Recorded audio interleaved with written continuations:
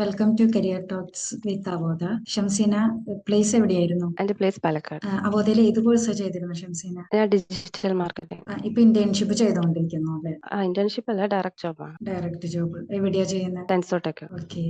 വർക്കൊക്കെ എങ്ങനെ പോകുന്നു? നല്ലതാണ്. വർക്ക് അറ്റ് ഓഫീസ് ആണോ? വർക്ക് ഫ്രം ഹോം ആണ്. ഓക്കെ.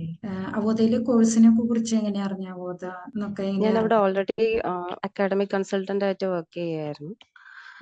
സോ എനിക്ക് കോഴ്സസിനെ പറ്റിയിട്ടൊക്കെ അറിയാമായിരുന്നു. ഓൾറെഡി എനിക്ക് ഡിജിറ്റൽ മാർക്കറ്റിംഗ് കോഴ്സ് ചെയ്യണമെന്നുണ്ടായിരുന്നു. അങ്ങനെ ചെയ്തു.